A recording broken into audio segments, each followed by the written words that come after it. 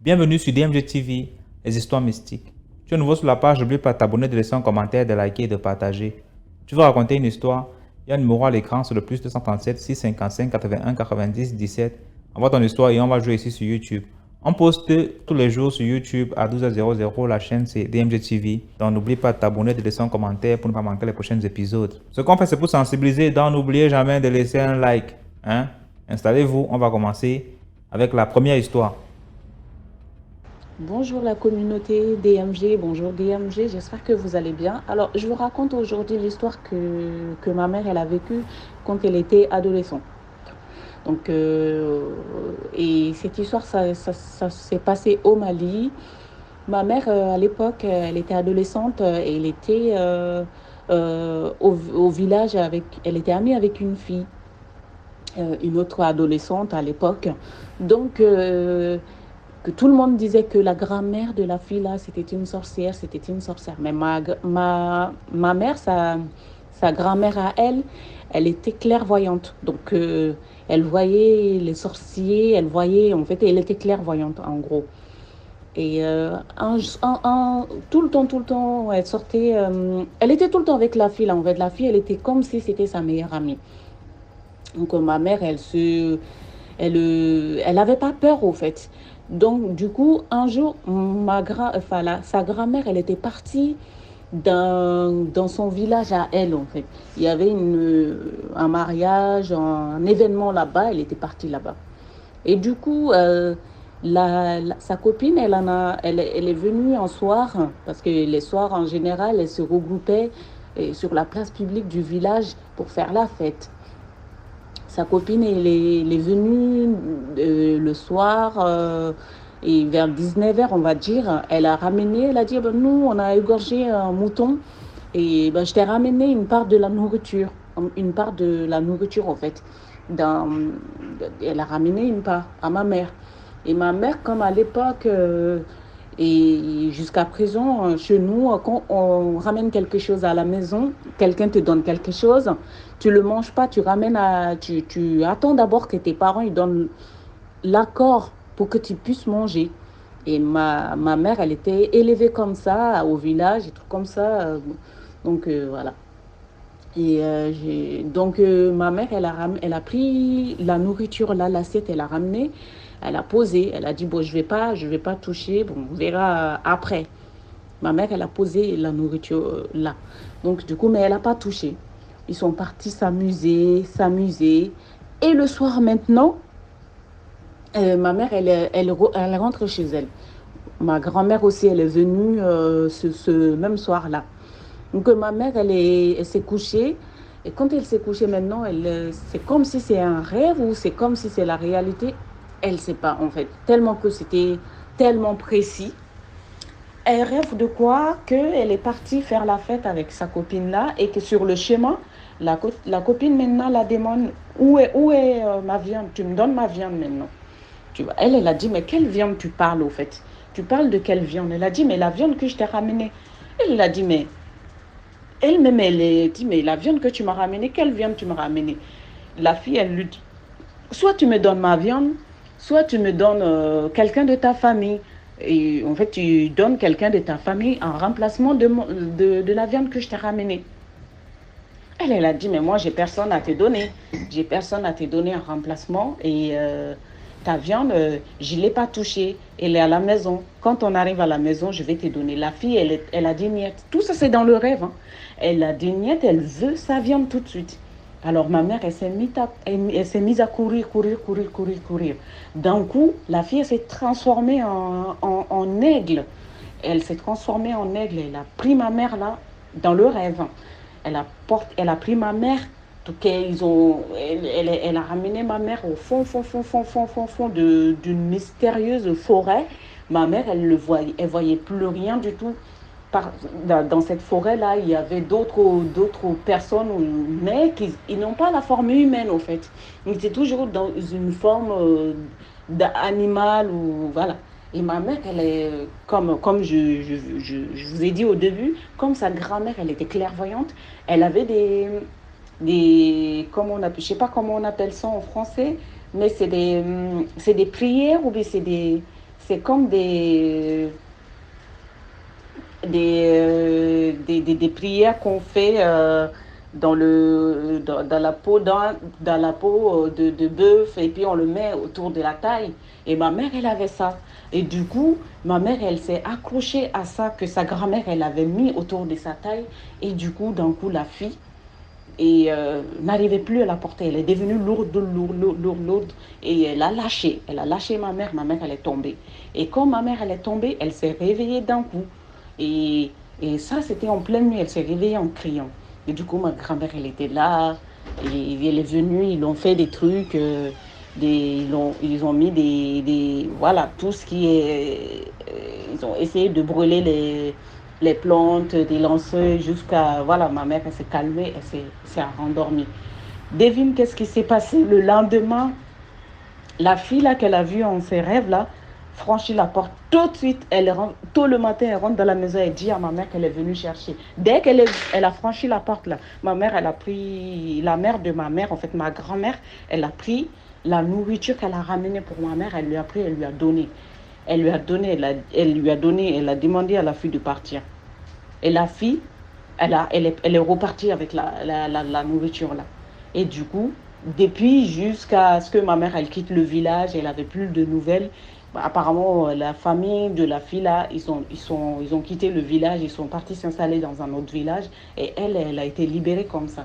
Donc c'est pour ça qu'elle nous a toujours éduqués, elle nous a toujours répété ça. Quand on vous ramène quelque chose, ne le mange pas. Faut faire attention. Enfin, maintenant, c'est rare de voir qu'une personne, enfin, qu'on ramène, on va appeler vos enfants et que vous, en votre absence, on va vous donner la nourriture. Ne les mangez pas. Surtout en tant qu'enfant, faut toujours montrer à ta maman ou bien à tes parents ce que quelqu'un d'autre t'a donné.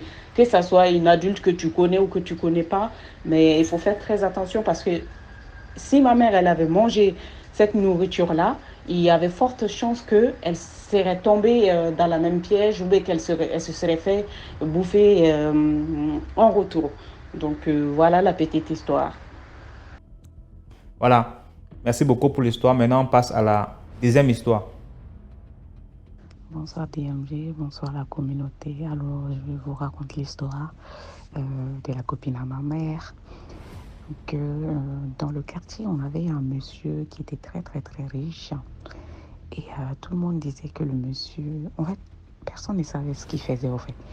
Mais tout le monde, quand même, s'il y avait une chose qui était claire, il était bizarre.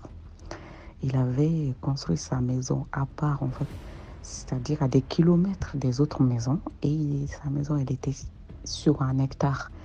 Et dans cette grande maison, très belle construite, une maison blanche comme ça. En fait, tu vois la maison à l'autre bout, au fait, de la rue. Elle est, elle est seule, isolée, tel un château perdu dans les bois. Euh, du coup, tout le monde avait peur du monsieur là. Les gens ils disaient qu'il était sataniste. Il y en a d'autres qui disent qu'il était dans le diamant. Il y en a d'autres qui disent qu'il faisait trafic d'organes. Alors, mais personne ne savait exactement ce qu'il faisait. De toute façon, personne n'osait s'approcher de là où il habitait, au fait. Donc, on appréhendait tous. Et même les parents disaient à leurs enfants de ne pas, même s'ils vont aller se promener et tout, de ne pas partir de ce côté-là. Donc, il y avait trois des copines à ma mère. Elle aime tout le temps aller demander. Quand elle voit quelqu'un qui est riche là, il faut qu'elle vienne demander de l'argent. Elles ne peuvent pas s'en empêcher. Donc, tout le temps, c'était dans les bails comme ça. Elle a dit à ma mère que, ouais, tu sais, on va aller demander de l'argent au monsieur là. Ma mère, elle l'a prévenu. Tu sais que les gens ont dit, tout le monde, elle a dit non, écoutez, ça c'est des histoires que les gens disent. Peut-être que c'est même pas vrai et tout. On va aller demander de l'argent. Ma mère, elle a dit d'accord, allez-y, mais moi je reste ici. Donc elles sont parties à 3. Quand elles sont arrivées dans la maison, et déjà il y avait des hommes gros bras, deux gardes, mais voilà quoi, des hommes vraiment imposants qui font la muscu et tout. Et elles sont venues, donc c'est eux qui les ont ouvert la porte et tout. Elles sont rentrées, elles ont dit au monsieur, bon, viens voir le monsieur, votre patron, on a besoin de lui et tout comme ça. Le monsieur, le monsieur en question, celui qui les a accueillis, n'a rien dit. Il a demandé seulement qu'elles le suivent, en fait. Elles ont suivi le monsieur. Ils sont rentrés dans le bâtiment. La première des choses, quand elles sont rentrées, il y a tous les poils de son corps qui s'est glissé sur elle déjà. Elle se sent sentie mal à l'aise. Donc, parce qu'il y avait personne, une grande maison comme ça, il y a personne en fait, à part des hommes musclés, des hommes vraiment musclés, à part ça. Donc, il y en a, le monsieur, il les a conduits, ils ont traversé un long couloir, mais un très long couloir. Elles sont descendues dans le sous-sol et elles ont enchaîné encore un autre couloir. Arrivé il n'y avait que des portes. Arrivé à une dernière, le monsieur les a fait asseoir a ouvert la porte et les a demandé de s'asseoir dans un petit salon là-bas, qui va aller chercher son patron. Donc, il est parti chercher son patron. Quand elles ont attendu 5 minutes à peu près, le monsieur, il est ressorti. Et quand il est ressorti, ils se sont salués et tout. Il a demandé qu'est-ce qu'elles viennent faire ici. Elles ont dit, oh, pardon, nous, on veut faire des commerces, on veut faire ceci, on veut faire cela. On a besoin d'un coup de pouce, on a besoin d'argent. Et donc, on est venu te demander de l'aide pour que tu nous aides à faire nos commerces et tout. Donc, le monsieur, il a commencé à sourire. Donc, du coup, il les a demandé leur prénom et leur nom. Chacune a donné son prénom et son nom de famille. Et jusqu'à arriver à la dernière, elle a donné son nom. Il se trouve que celle-là, elle est Dogon. Et le monsieur, c'est un Bozo, c'est-à-dire c'est 2 ethnies frères qui sont liés par le sang. C'est-à-dire que un Dogon, quand il voit, il ne peut pas faire du mal au Bozo. Le Bozo, il ne peut pas faire du mal au Dogon. Parce que si l'un fait mal à l'autre, ça va répercuter sur la vie de l'autre. Alors, ça va donc vice-versa. Donc, c'est une autre histoire. Pour ne pas m'écarter de mon chemin, je ne vais pas raconter cette histoire-là. Mais je sais que ces 2 ethnies, déjà, à la base, au Mali, ils ne se marient pas, ils ne s'accouplent pas. Et ils font... Voilà. Donc, l'un ne peut pas faire mal à l'autre. Dès qu'elle a dit son nom, le monsieur s'était étonné. Il a dit, ah, t'es Dogon. Elle a dit, oui, je suis Dogon. Donc, elles étaient terrorisées par la peur. Le monsieur, il a commencé à dire seulement, ah, vraiment. Il a répété ça plus de 5 fois. En disant, ah, vraiment. Après, il n'arrivait plus rien. Il n'arrivait pas à dire un autre mot à ah, vraiment. Après, il a dit, attendez. Il est rentré, il est sorti en fait de la pièce à laquelle elles étaient. Alors, quand il est sorti, les 3 là, elles sont commencées à se regarder. Donc là, celle qui est Dogon là, elle a commencé à pisser sur elle déjà. Elle avait déjà pissé sur elle et terrorisée par la peur maintenant. Elle s'est dit, mais on ne peut pas fuir de là. On ne sait même pas, tellement que la maison, elle est très grande. On ne sait même pas la sortie, ça se trouve où.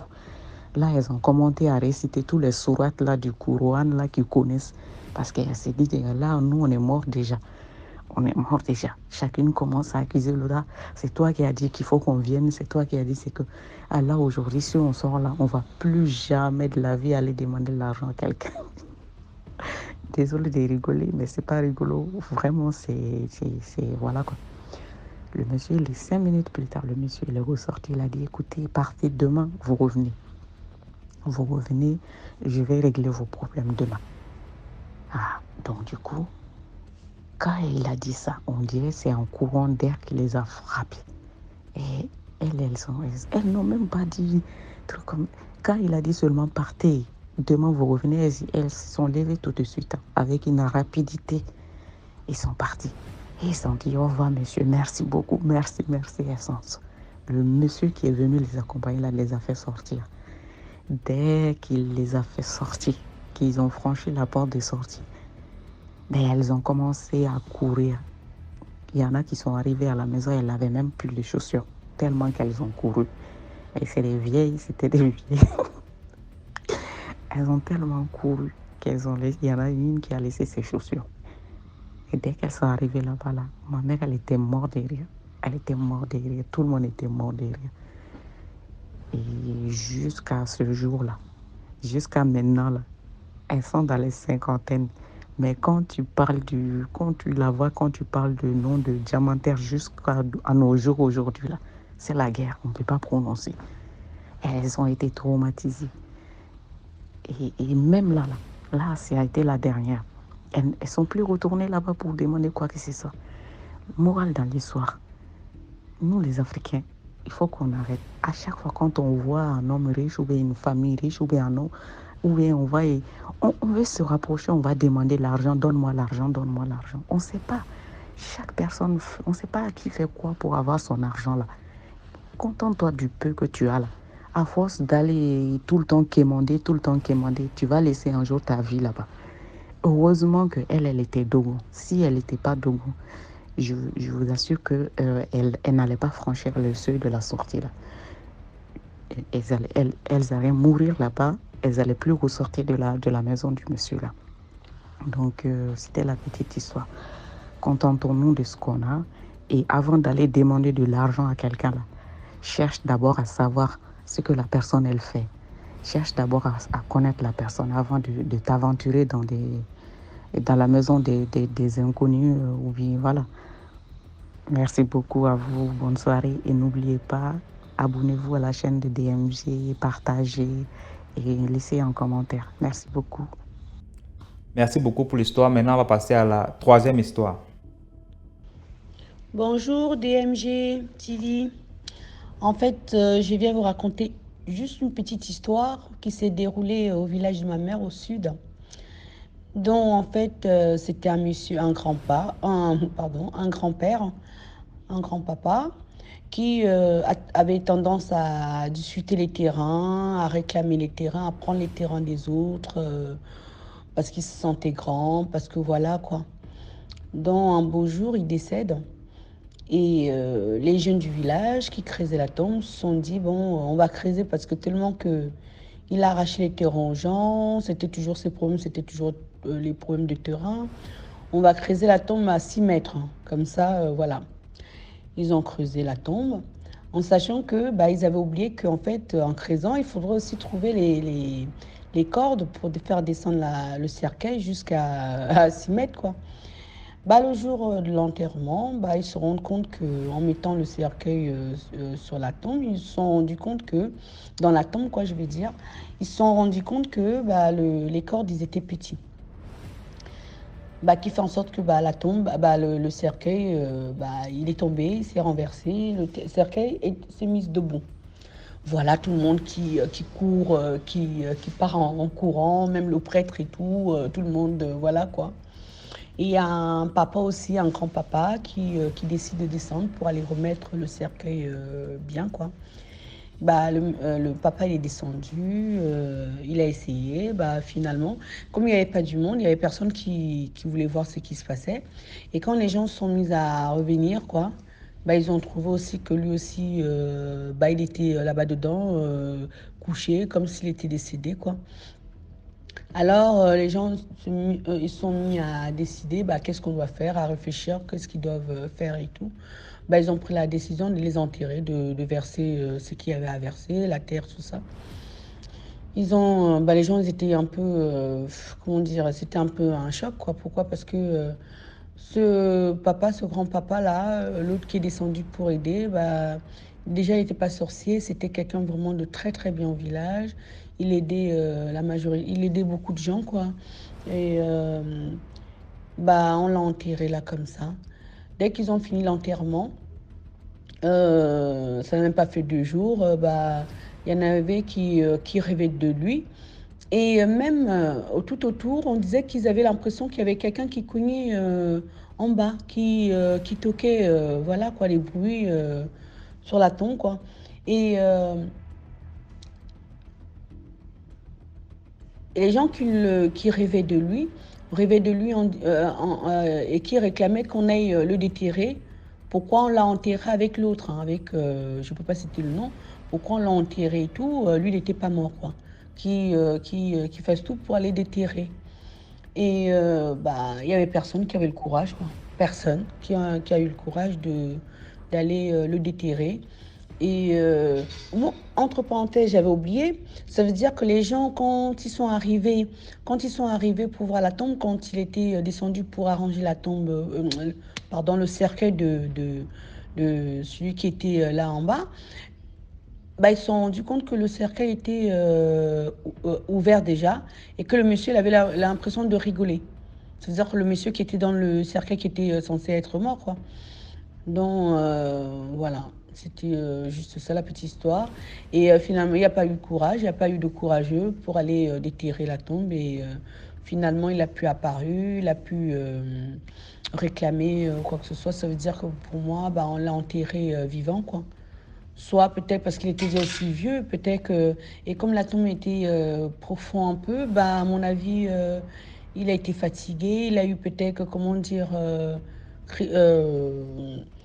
des petits vertiges, je sais pas quoi, et on l'a enterré vivant, quoi. Ça fait, quand j'entends l'histoire là, bah, c'est un truc récent, hein, c'est des trucs de 2019-2020. Hein, donc c'est triste, quoi. C'est triste et bon, c'était ça ma petite histoire. Je voulais vous faire partager ça, quoi. Bah, merci et likez, partagez et à la prochaine. Merci beaucoup pour l'histoire. Maintenant, on passe à la quatrième histoire. Bonjour DMG. Bonjour à toute la famille DMG. Merci de partager, de liker. Car grâce à votre partage, ça peut aider beaucoup d'autres personnes. Bon, je vous écoute depuis la Côte d'Ivoire. J'aimerais intervenir suite à l'histoire de la dame qui faisait les couches dans le rêve. Et vraiment, ça m'a fait plaisir de l'écouter et de savoir que vraiment, c'est pas normal et que ça existe vraiment. Bon, ma première couche a commencé à l'âge de 13 ans. Quand je suis allée au collège, et le collège était éloigné de chez mon père. Donc, il m'a trouvé une tutrice chez qui je résidais. Et je partageais la chambre avec le fils de la dame. Donc, ma première couche, la nuit, je suis couchée, je ressens une sensation. Je ressens quelqu'un, comme si quelqu'un était sur moi, en fait. J'essaie de pousser, j'essaie de me réveiller. J'arrive pas à me réveiller, j'essaie de me lever, je me sens toute lourde. Jusqu'au matin, je constate que mon slip n'est plus sur moi. Pourtant, j'avais porté le slip la veille, mais je constate que le slip n'est plus sur moi, le slip est déposé ailleurs. Donc, je regarde le fils et je me dis, mais qu'est-ce qu'il me faisait hier, mais qu'est-ce qu'il m'a fait pour que j'ai plus de slip sur moi? Puisque lui, il se couchait sur un matelas à terre et moi, je me couchais sur le lit. Donc, je ne comprenais pas. Je me suis dit, ou bien il a quitté dessus son matelas, venir sur le lit, me faire des trucs, mais comment, qu'est-ce qui se passe?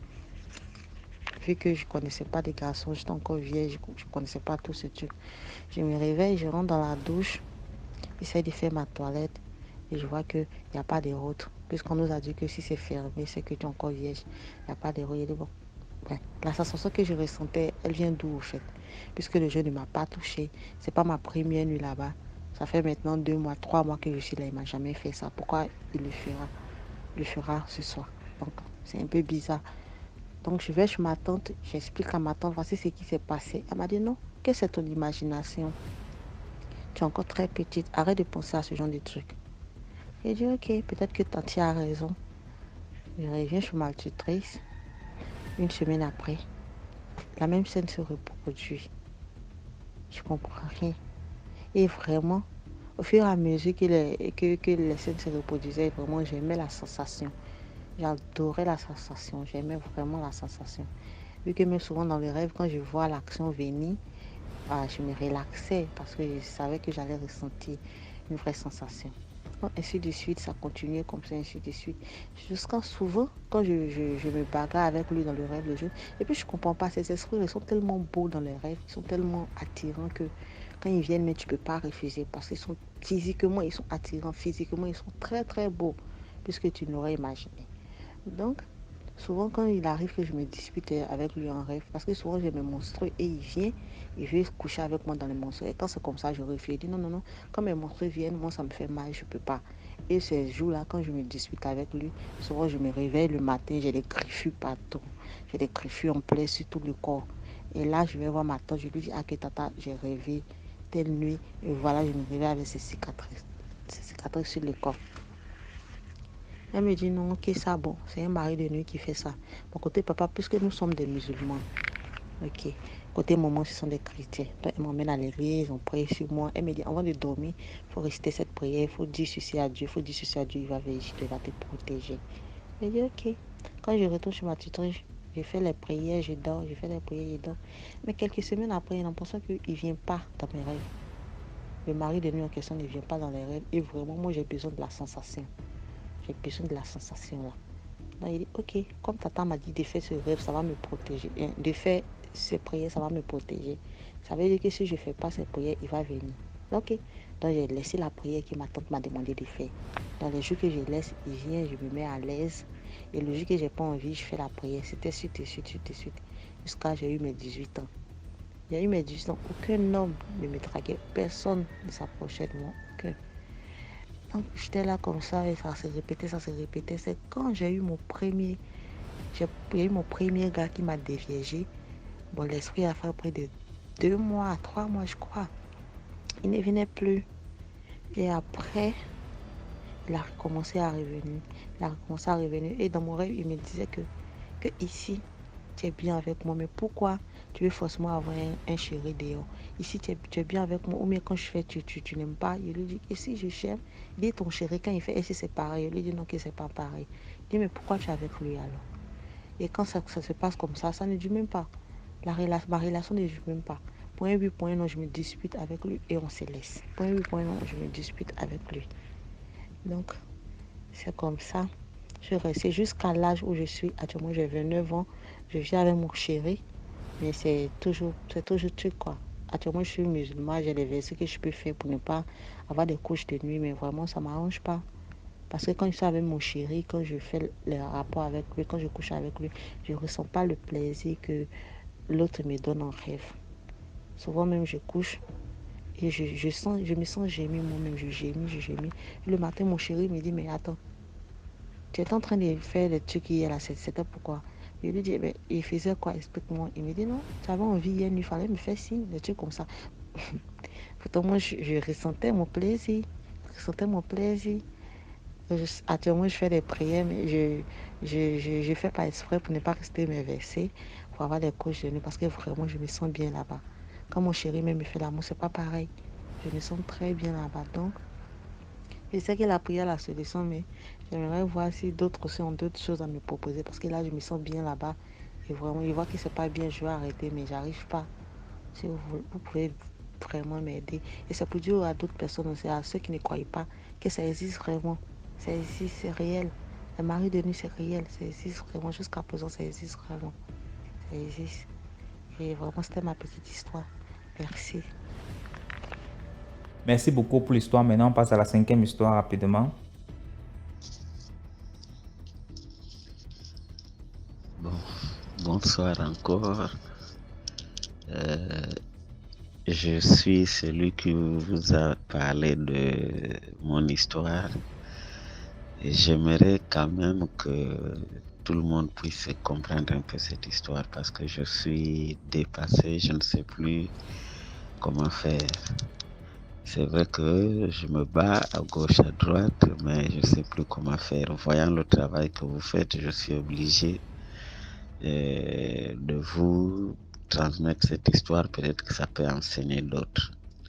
Aujourd'hui, nous voulons repartir sur nos racines. Tout le monde, y compris nous, vos papas, vos grands-pères, nos aïeux, qui nous ont laissés, nous tous, nous avons faussé en copiant l'Occident. Moi, mon histoire, j'ai vécu avec une femme moins âgée que moi. Là où je vous parle présentement, j'ai 67 ans, elle a 43 ans. Dans cette relation, nous avons eu 4 enfants, nous avons perdu un. Donc, 2 filles, un garçon qui nous reste. Mais ma relation avec elle, vu nos côtés, comme on dit, de famille de noirs, il y a un peu de perturbation. Est-ce mystique, est-ce volontaire ou comment, je ne sais pas comment qualifier cela. Malgré les recherches que j'ai pu faire, bon, ceux qui voient bien les esprits m'ont dit que il y avait un peu de son côté et aussi de mon côté aussi, il y avait des associés d'après eux. Alors, petit à petit, j'ai décidé de chercher à connaître jusqu'à ce que je commence à voir les émissions de la famille Kamit, vos émissions, et pas mal d'autres. Je suis pas mal de professeurs, surtout du côté du Cameroun, qui parlent de nos ancêtres, qui parlent de retourner dans nos rites. Alors je me suis décidé, j'ai dit bon, je vais commencer à fouiller ici au Gabon parce que je suis gabonais, elle aussi gabonaise, mais je suis gabonais d'adoption. Elle est gabonaise de père et de mère. Un patois qu'on appelle Lumbu, elle est de père Lumbu, mère Lumbu. Moi, je suis de mère cabindaise et père adoptif gabonais Pounou. Je m'appelle, j'abrège, je m'appelle MJ et elle c'est MJC. J'abrège pour essayer de faire taire, mais je vais vous envoyer ça par écrit les noms. Donc voilà comment on fait notre petite vie. Je suis mécanicien de formation et plombier. Je suis retraité, j'étais technicien supérieur en plomberie et chef d'atelier mécanique Caterpillar. J'ai pris ma retraite avec un petit peu passage à vide. J'ai créé une entreprise qui s'appelait MGM. Je faisais mécanique. Vu que les difficultés de trouver les marchés, j'ai abandonné pour créer EGMS, entreprise multiservice. Donc, je faisais un peu de tout. Après, ça n'a pas marché. J'ai créé MSF Mombo. Donc, multiservice forêt Mombo. Donc, j'étais dans le bois. Après ce que nous avons eu au Gabon, quand le nouveau président a pris le pouvoir, il nous a jetés à terre. Il a fait fermer toutes les jeunes entreprises qui faisaient dans le bois. Et on nous a arrêtés comme ça sans mesure d'accompagnement. Donc, imaginez le problème. Il y a eu les tracasseries à gauche, à droite. Bon, ce serait un peu long, c'est à vous de voir ce que vous pourrez publier. Donc voilà, un passage encore à vide, les finances commencent à manquer, les problèmes commencent à arriver. Madame croise quelqu'un de son âge et puis voilà, je deviens le chien à battre. Mais tant bien que mal, continuant toujours de faire des recherches sur nos rites, nos vices et coutumes, j'arrive à trouver un maître initiateur qui me raconte un peu ce qui devait se passer à la longue, qu'il fallait que je fasse très attention. Si je ne faisais pas attention, il devait avoir 3 cadavres prévus dans mon salon, parce que de son côté, elle n'était pas faite pour faire des enfants. Elle était couronnée reine, qu'elle devait normalement faire sa vie en apportant l'argent dans sa famille, mais pas en étant une épouse à la maison de quelqu'un.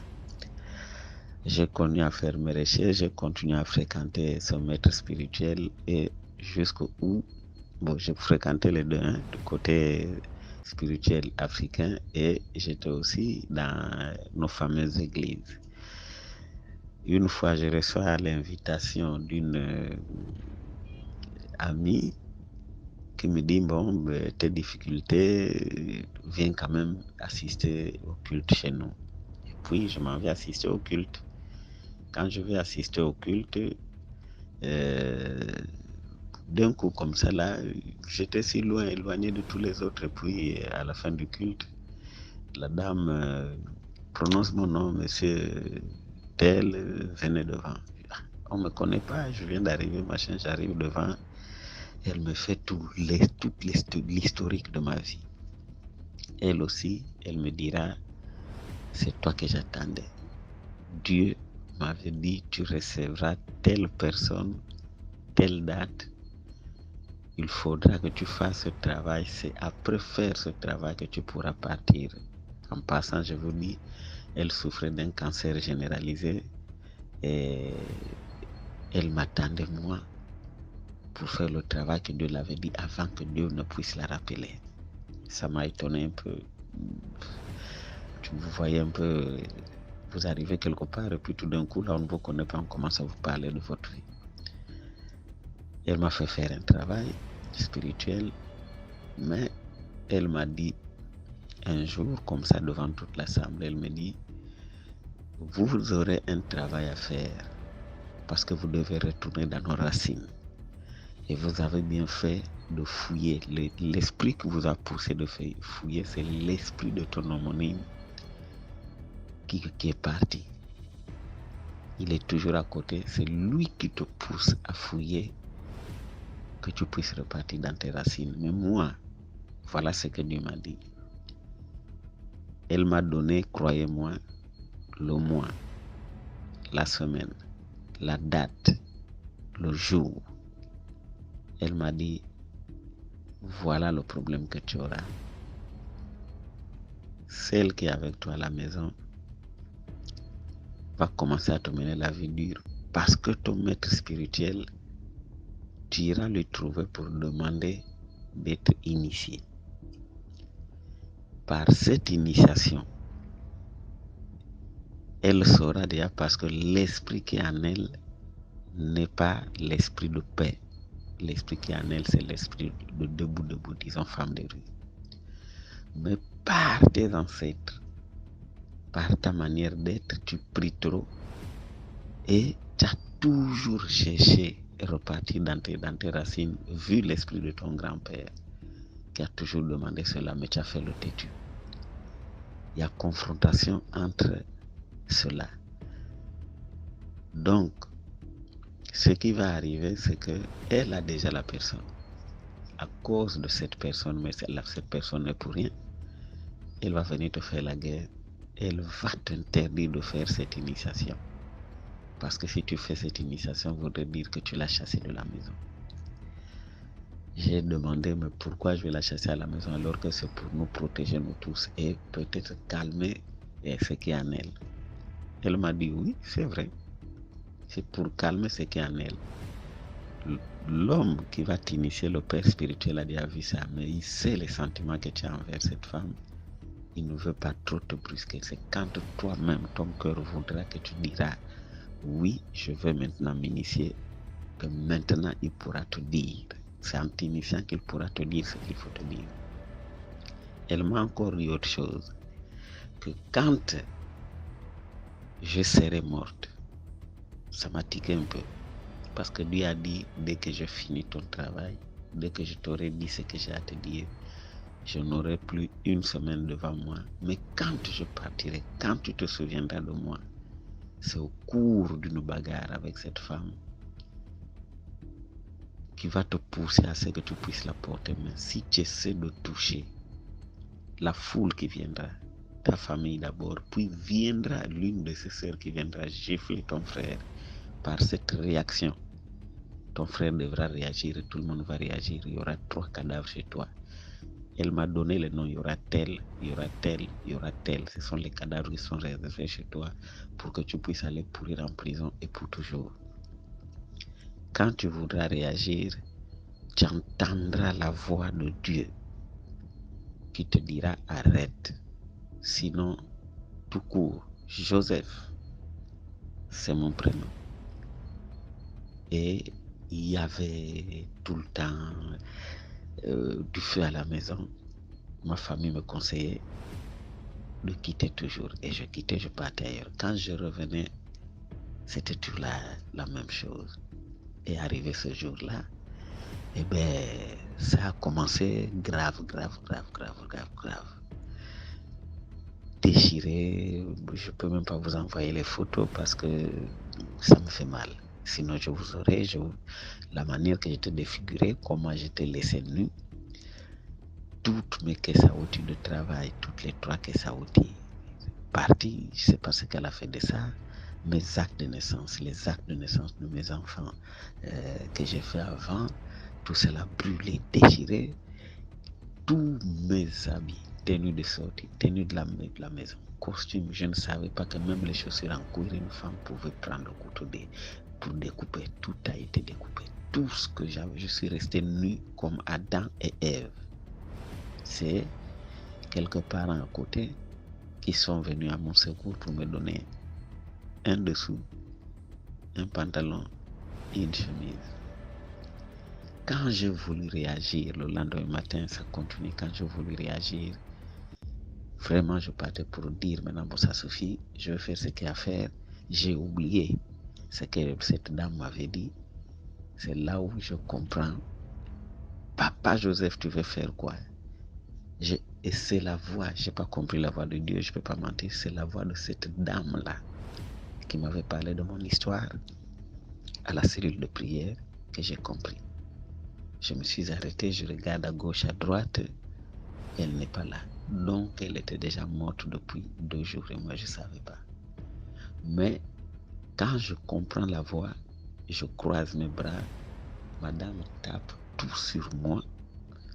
Les gens s'étonnaient. Mais tu veux mourir, tu veux te suicider, comment tu ne réagis pas? Je suis resté bras croisés parce que enfin là, j'ai compris que ce qu'elle m'avait dit, c'était vrai. Et de là, je regarde à gauche, à droite. Elle n'est pas là, il n'y a personne. Je dis, mon Dieu, mais elle m'avait parlé de la voix de Dieu, mais ça, c'est pas Dieu, ça, c'est sa voix, elle. Donc, ça m'a fait calmer. Et puis, je suis descendu à la maison parce que nous étions un peu éloignés. Je suis descendu à la maison, je suis rentré à la maison. J'ai pris ce que j'avais à prendre. Je suis sorti. Quand je voulais sortir, alors là, toute la foule est arrivée, ma famille, tout le monde, machin. Et ça a voulu créer quelque chose de grave. J'étais obligé de protéger sa sœur en question, qu'on m'avait dit, qui est venue droit gifler mon petit frère. J'étais obligé de la protéger pour éviter qu'il y ait des cadavres chez moi. Après, l'un de ses frères est arrivé. Après, une autre de ses sœurs. Toujours les noms que cette dame m'avait dit. Bizarrement, celui que j'avais contacté, qui devait être mon père spirituel, a vu ça de là où il était et il a fait ce qu'il avait à faire pour baisser la tension. Je suis parti de la maison parce que la famille m'a dit, tu ne peux pas rester là, laisse le vent se calmer. Derrière moi, croyez-moi, elle a tout soulevé, balayé la maison, 3 canters et demi, le transport, tout l'investissement que j'ai fait dans ma vie qu'on a investi. Bon, c'est vrai qu'elle ne travaille pas, mais on était ensemble. Et jusqu'aujourd'hui d'abord, elle ne travaille même pas. Elle est partie. Quand je reviens, la maison est vide, balayée. Je vous jure, j'ai dormi 7 jours sur les cartons. Je ne voulais pas que les gens me viennent en aide. J'étais perturbé. J'ai cherché les cartons chez les boutiquiers. Ici, il y a des Libanais. J'ai fait comme ça, j'ai mis à terre 7 jours. Le 8e jour, mon petit frère est venu me voir. Il m'a dit, tes messieurs, tu ne peux pas dormir comme ça. Quoi qu'il arrive, tu vas chez moi. Et je suis parti chez mon petit frère. De là-bas, j'ai continué à suivre le père spirituel jusqu'à ce que je me fasse initier. Je ne peux pas vous dire ce que j'ai vu, mais même sa propre mort, à elle, j'ai vu. J'ai tout fait. S'il faut parler de briser, s'il faut parler de couper les liens de ce qui devait l'arriver, en tout cas, je l'ai fait. Voilà, quand elle est partie, il a suffi d'une semaine pour que les enfants, d'abord notre première fille fait la fugue, et puis les deux petits, la fille et le garçon, des jeunes petits, dans le temps ils avaient 8-9 ans, m'appellent, papa, nous ici, ça ne va pas.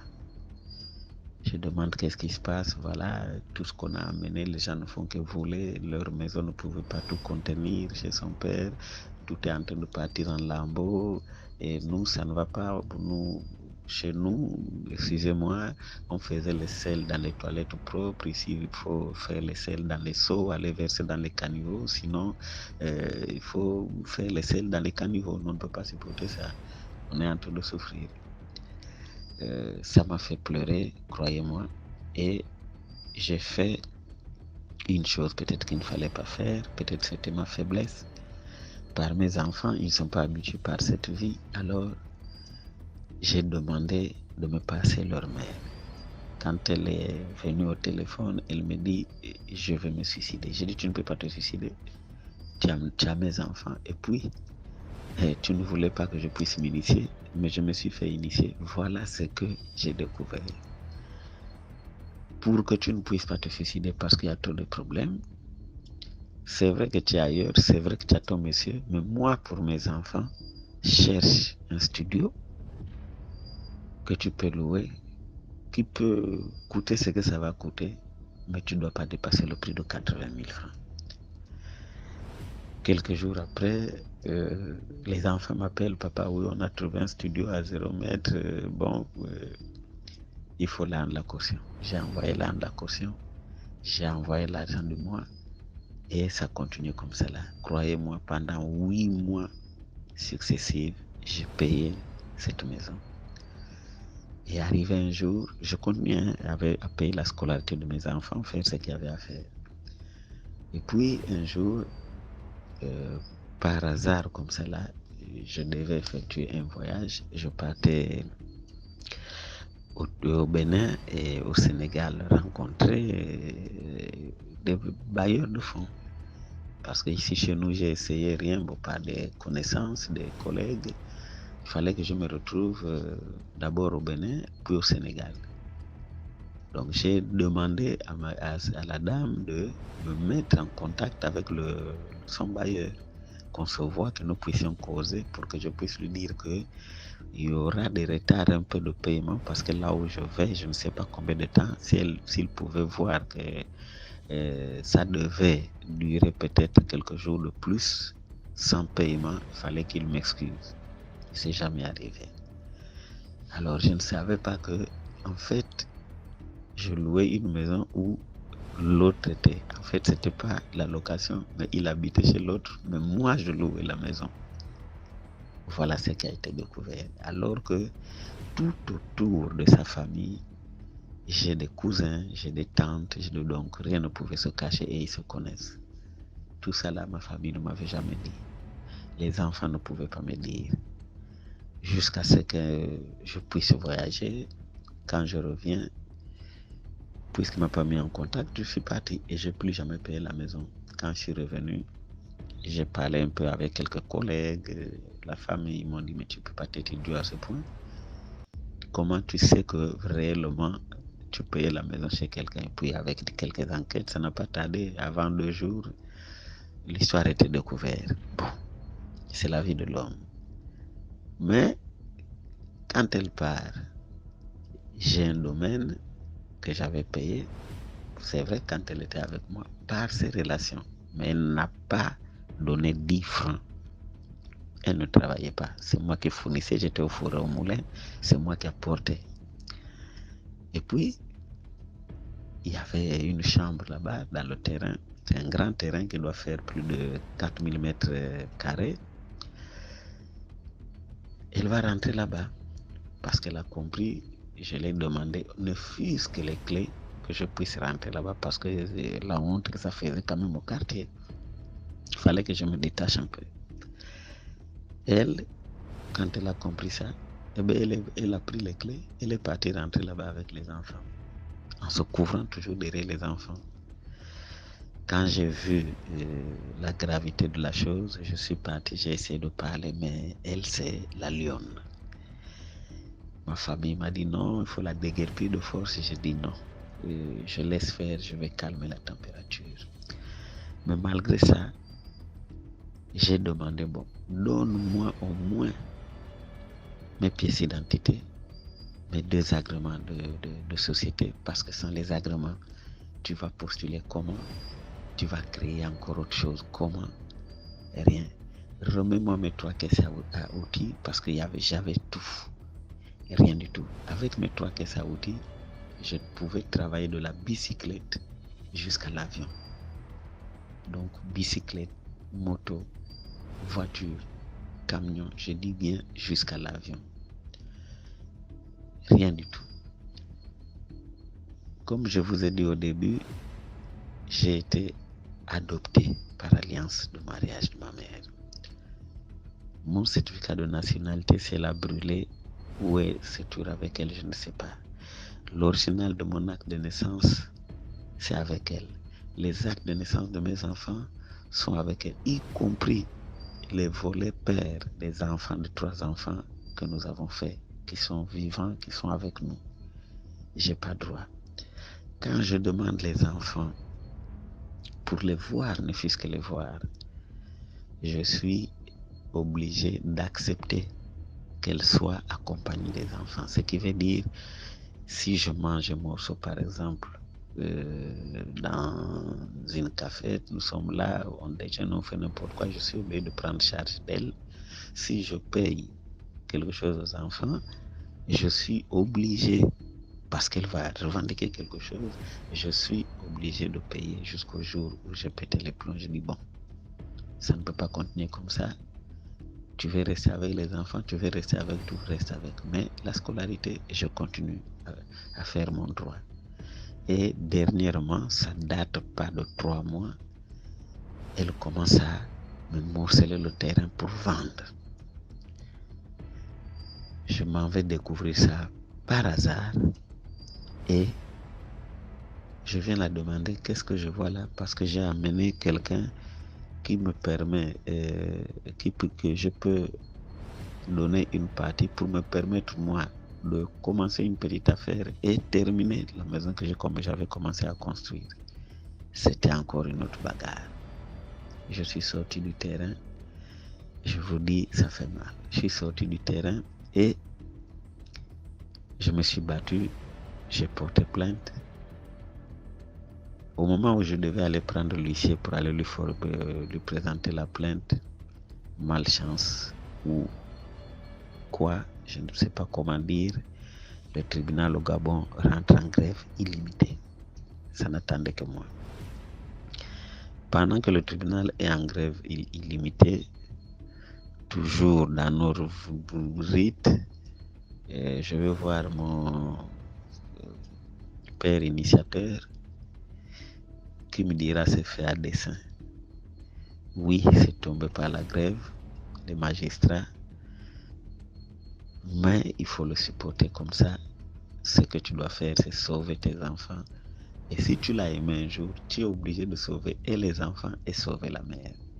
Il fallait encore faire d'autres, bon, comme on dit, genre initiation, des choses qu'il faut faire que je ne peux pas parler là à l'antenne. Et j'ai fait pour pouvoir la protéger et du coup, au lieu d'elle, c'est sa sœur qui part. Bon, c'est les choses qui arrivent. Coïncidence ou pas, je ne sais pas comment dire. C'est pourquoi c'est un moyen d'ouvrir les yeux à vous les jeunes et à nous les vieux de ce qui peut arriver quand on veut repartir aussi dans nos racines. Il y a des familles qui voient tellement clair de ce côté-là, qui savent lire les étoiles des autres et qui savent détruire aussi les autres. Encore, il faut trouver quelqu'un ou quelqu'un, parce que c'est vice-versa. Ce que les femmes nous font, c'est ce que nous aussi, les hommes, c'est de part et d'autre, nous faisons aussi à nos sœurs. Donc, de ce côté-là, la leçon que je voudrais que tout le monde tire, c'est que quand tu as les moyens, tu as toutes les femmes que tu veux. Quand tu n'as plus les moyens, c'est sûr et certain, rares sont les femmes qui vont supporter avec toi le temps de la galère, comme on dit. Mais moi, je suis tombé dans une famille qui est tellement mystique. Et je peux même pas tout vous dire, sauf dans une prochaine, peut-être pas vidéo, peut-être dans un prochain audio. Je pourrais vous expliquer en long et en large. Voilà pourquoi j'ai pas voulu même mettre les photos. Je garde ça, je teste ça encore pour moi. Quand vous repartez dans nos racines, que vous dites je veux reprendre le chemin de mes ancêtres, m'initier, reprendre s'il faut appeler ça religion ou quoi, il y a des obstacles qui sont difficiles à surmonter. À l'heure où je vous parle, je suis séparé de mes enfants, ça c'est la 5e année. Pourtant, il faut continuer à faire ce qu'il faut faire pour un père. Chaque fois que j'ai voulu la faire entendre raison, j'ai jamais abouti. Par contre, c'est elle, quand je me suis relâché un peu, qui me porte encore plainte au service social pour la pension alimentaire des enfants. J'ai répondu à la plainte. Nous sommes arrivés. Ils m'ont relaté les faits devant elle, puisqu'on vous reçoit toujours tous les deux. Ce qui est bien dans le tribunal, c'est ça, parce qu'il y a toujours le plaignant et l'accusé. Quand j'ai relaté mes faits, ils ont demandé, madame, oui, mais vous ne pouvez pas demander telle chose et son contraire. Depuis que vous êtes parti de vous-même, vous ne l'avez pas attrapé avec une femme. Vous n'avez pas vu un geste qui pouvait dire il avait une femme. Vous donnez vos suppositions que vous avez compris quelqu'un appelé chéri au téléphone. Est-ce que vous n'appelez pas votre frère chéri ou votre soeur chérie? Oh non, moi c'est pas ça. Moi je veux qu'il donne la pension alimentaire. L'enquêteur a dit, nous sommes d'accord avec vous, mais la première des choses c'est que vous devez faire, vous devez ramener son matériel de travail. Ça veut dire les 3 caisses à outils, vous les amenez ici. Nous allons contrôler si c'est ok, il récupère ses caisses à outils, parce que c'est ça, vous lui coupez les bras. Il est debout, mais c'est un homme mort. Nous nous étonnons même comment il fait pour faire partir ses enfants à l'école. Et comment il fait pour survivre. Ça c'est de 1. De 2, vous détenez tous les volets. L'administration a prévu les actes de naissance, il y a le volet père, il y a le volet mère. Vous ramenez ici les volets des enfants, volet père. Vous ramenez ces 2 agréments. Vous ramenez tout ce que vous connaissez que c'est son matériel de travail. Bon, les habits, vous avez déchiré, les chaussures, vous avez tout fait. Le reste des choses, vous êtes accaparé. Pourtant, vous avez maintenant moins de ce que vous avez amené parce que les voleurs sont passés par là. Quand vous allez ramener les 3 caisses à outils, les actes de naissance, les agréments, maintenant, nous pourrions maintenant dire à M. Joseph, voilà à peu près, on lui laisse 2 ou 3 mois. S'il commence à avoir quelques revenus, nous lui dirons, voilà ce que vous pouvez verser pour vos enfants. Sinon, vous serez obligé de donner la garde à l'homme, puisque lui, il aura les moyens. Et les enfants ont plus de 6 ans. Ils vont dans les 9-10 ans. Donc, il a le droit de garder ses enfants. Excusez-moi, on nous a donné le rendez-vous 15 jours après. 15 jours après, je me présente au service social. Jusqu'à 10 heures, madame n'est pas là. J'interpelle l'enquêteur et l'enquêteur, par le téléphone de service, l'appelle. Elle répond bien à l'enquêteur, mais elle signe mordicus. Elle dit, je ne viendrai pas là-bas. Ce monsieur a dit vous corrompre, il vous a payé. Je ne viens pas là-bas, je n'amène rien. N'a qu'à rester avec son argent. L'enquêteur me dit, bon, monsieur, vous êtes obligé de repartir. Nous, selon la loi, nous allons l'appeler pendant 2, 3 ou 4 fois. Si elle ne fait pas signe de vie, bon, vous aurez le droit de demander notre rapport pour porter plainte au tribunal. Et c'est ce que j'ai eu à faire. Ça, pour vous montrer la méchanceté de la vie et de tout entre hommes et femmes, ce que nous nous faisons. Ma seule bêtise, c'était de vouloir retourner dans mes racines, de vouloir m'initier. Jamais elle m'a attrapé avec une femme. Jamais elle m'a vu avec une femme. Jamais mon téléphone a été codé. Elle était libre de toucher mon téléphone, faire tout ce qu'elle voulait. Et pourtant, voilà ce qui m'est arrivé. Donc là, je vous dirai, le jour que le tribunal va reprendre, quand on va nous appeler, en tout cas, je ferai tout, soit d'enregistrer quand nous serons au tribunal pour vous faire passer ça, soit de vous expliquer ce qui se passera.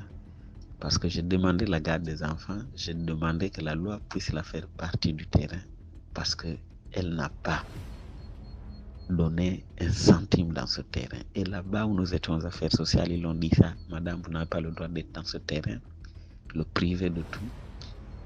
Et vous êtes là-bas alors que vous savez que vous n'avez pas donné un centime. Oui, vous vivez ensemble, oui. Et vous avez fait les fiançailles, tout, mais ça ne vous donne pas le droit d'aller là-bas, habiter sans son consentement, alors que vous savez que vous n'avez pas donné un franc pour l'achat de ce terrain, comme pour la construction. C'est vrai, vous vivez avec elle, mais vous n'avez participé à rien. Oui, par vos relations, lui, il était au travail à gauche, à droite, par vos relations, vous avez pu trouver ce terrain, mais ça ne vous donne pas le droit de vous accaparer de ce terrain, malgré ça. À l'heure où je vous parle, elle est toujours là-bas, elle est en train de morceler mon terrain, vendre à gauche, à droite. Je ne sais pas ce qu'elle fait de cet argent.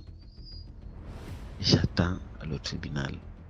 Donc, 2 fois, quand dans les histoires de repartir dans nos sources, de nous accaparer notre identité, je pense qu'il y a quelque chose que vous devez faire.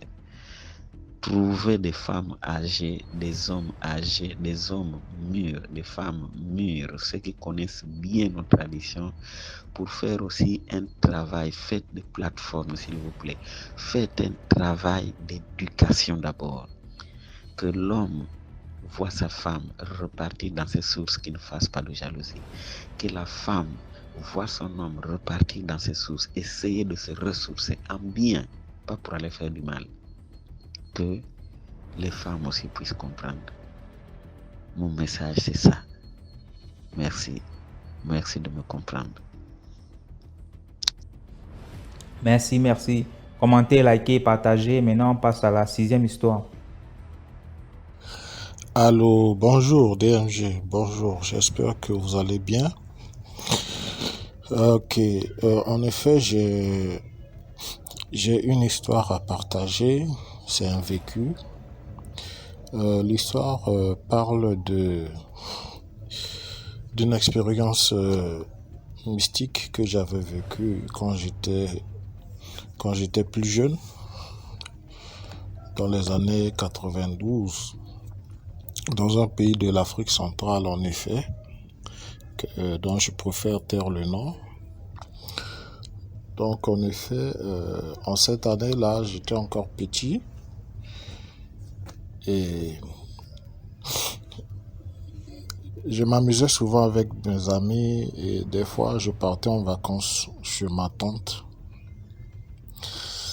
Et il est arrivé à un moment où je tombais très souvent malade, où chaque crépuscule, je faisais le palu. Chaque crépuscule, j'avais des frissons. Chaque fois que le soir se pointait, j'avais des frissons. Donc, voilà, c'était pendant les vacances, j'étais allé chez ma tante. Et là où ma tante habitait, c'était des nouveaux quartiers où il y avait très peu d'habitations à proximité. Donc on était pratiquement isolés et il y avait beaucoup d'arbres aux alentours. Quand la nuit tombait, il faisait une obscurité vraiment presque palpable.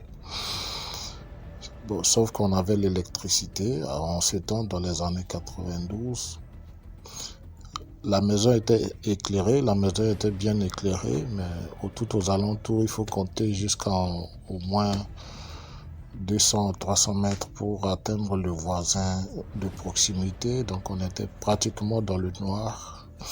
Il y avait des gros arbres et voilà. C'était presque une brousse. Et donc chaque soir, au coucher du soleil, j'avais des frissons. On me prescrivait on me donnait des comprimés sous prétexte que j'avais le palu, ce genre de choses.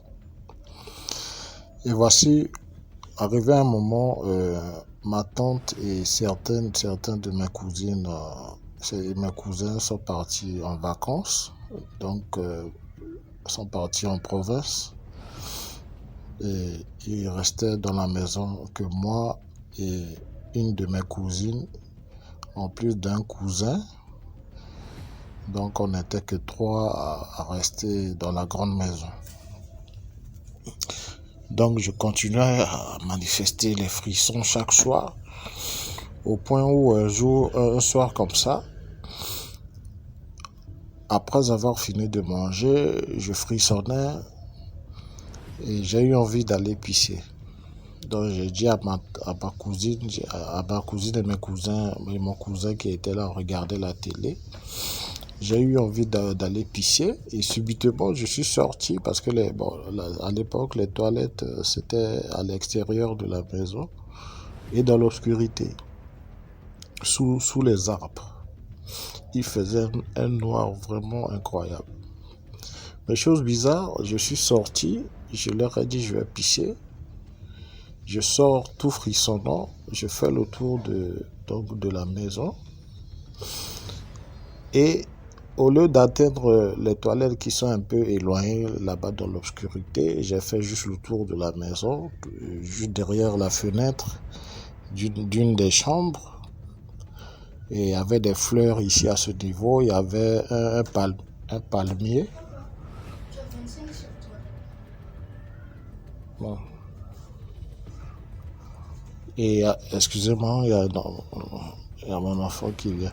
Non, il y avait un palmier juste à côté. Il y avait des fleurs et tout. Donc, je me suis arrêté à ce niveau. Mais chose bizarre, j'étais pas effrayé. J'avais des frissons. Je sentais les frissons. Genre, tu as un palu vraiment terrible qui te guette là. Et j'étais là, j'étais en train d'uriner maintenant.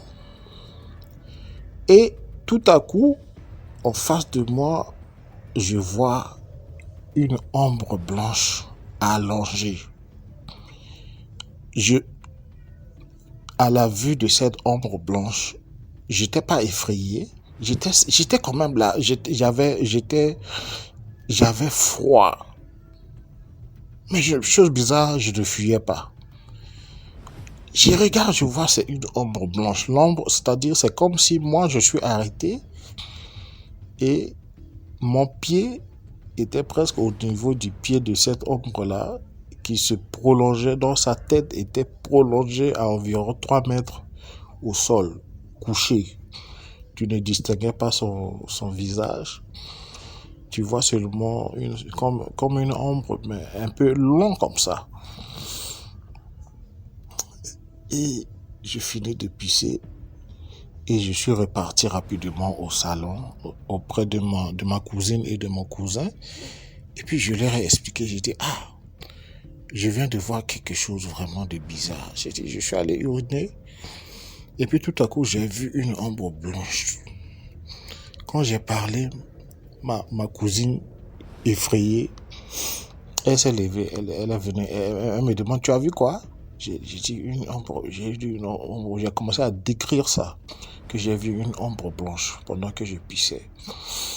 Quand j'ai voulu continuer à expliquer, tous les deux, ils étaient tellement effrayés, ils étaient tellement paniqués qu'ils m'ont menacé de ne plus parler de ça parce que il faisait noir. On était dans la maison, on n'était que 3, donc ils avaient eu peur. Et l'affaire là est restée comme ça. Jusqu'à ce que je suis retourné chez mes parents. Donc voilà un peu. Après ça, s'en est suivi beaucoup de péripéties. J'ai vécu beaucoup de cas de troubles de mémoire et ce genre de choses par la suite. Bon, par la grâce de Dieu, aujourd'hui, ces choses ne se manifestent plus parce que j'ai donné ma vie au Seigneur et les choses ont changé. Alors voilà tout simplement cette petite histoire pour dire que lorsque nous ne sommes pas en Christ, nous pouvons être sujets à certaines expériences mystiques et cela peut avoir des conséquences négatives dans nos vies. Merci.